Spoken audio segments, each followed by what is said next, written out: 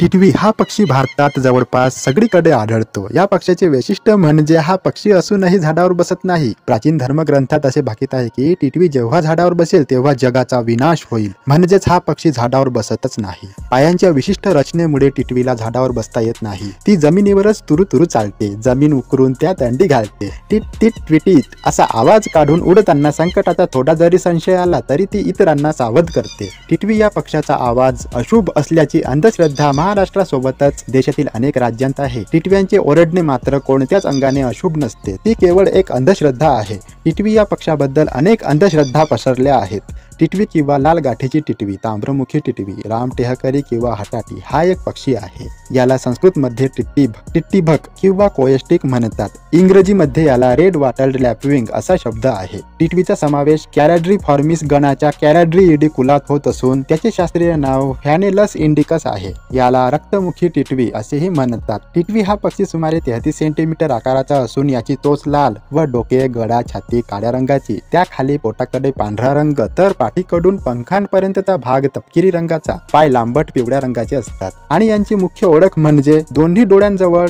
लाल रंगाचे कल्ले असतात। नर मादी दिसायला सारखेच असतात। लहान मोठे कीटक, शंख शिंपल्यांतील जीव हे टिटवी पक्ष्यांचे मुख्य खाद्य आहे। टिटवी पक्षी हिमालयाच्या 1800 मीटर उंचीपर्यंत संपूर्ण भारतभर आढळणारा सर्वसामान्य पक्षी असून भारताशिवाय तो Bangladesh, Pakistan, Sri Lanka, Myanmar, Iran, Iraq वगैरे देशांमध्येही आढळतो। शेतीचे प्रदेश, मोकळे माळरान प्रदेश, उंच जंगलांच्या किनाऱ्यांजवळ, पाण्याच्या जवळ, विशेषतः नदी, तलावांच्या किनाऱ्यांजवळ टिटवी पक्षी हमखास दिसून येतो। जगभरात टिटवीच्या 2 प्रजाती आणि 25 जाती आहेत। या पक्ष्यांच्या वेणीचा काळ साधारणपणे मार्च ते ऑगस्ट असा असून मादी एका वेळी 3 ते 4 राखाडी किंवा राखाडी तपकिरी रंगाची, त्यावर काळे ठिपके असलेली अंडी देते। ही अंडी तलावांच्या, नदीच्या किनाऱ्याजवळील मोकळ्या मैदानात असतात। यांचे मुद्दाम बांधलेले घरटे नसते। अंड्यांजवळचा भाग सहसा खोलगट असतो आणि तेथे गारगोटी सारखे दगड असतात। यामुळे अंडी आणि दगडातील फरक चटकन ओळखता येत नाही। अंडी असतील त्या ठिकाणी जायचा प्रयत्न केल्यास नर मादी मोठ्याने आवाज करीत त्या विरुद्ध दिशेने उडून लक्ष दुसरीकडे वेधून घेतात।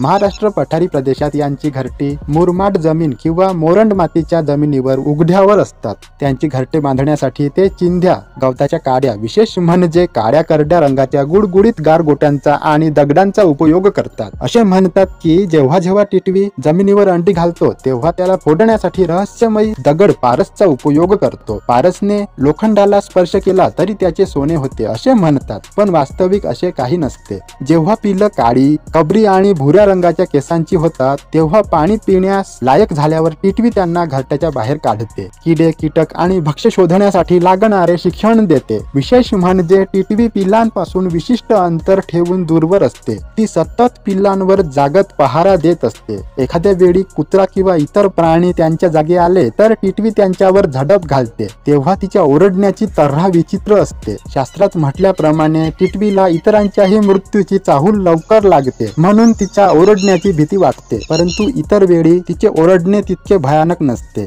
भारद्वाजाने माणसांच्या भोवती घिरट्या मारणे जसे शुभ शकुन मानले जाते, अगदी तसेच टिटवीने माणसाभोवती घिरट्या मारणे हे तितकेच अपशकुन मानले जाते। टिटव्यांचे ओरडणे मात्र कोणत्याच अंगाने अशुभ नसते, ती केवळ एक अंधश्रद्धा आहे। अनेक कथा, कविता, लोकगीतांमध्ये टिटवी पक्ष्यांचा उल्लेख आढळून येतो। पंचतंत्रच्या अनेक गोष्टीत टिटवीचा उल्लेख आहे। टिटवा टिटवी हे शब्द ज्ञानेश्वरीत 2दा आले आहेत। संत एकनाथ यांनी टिटवी नावाचे भारूड लिहिले आहे।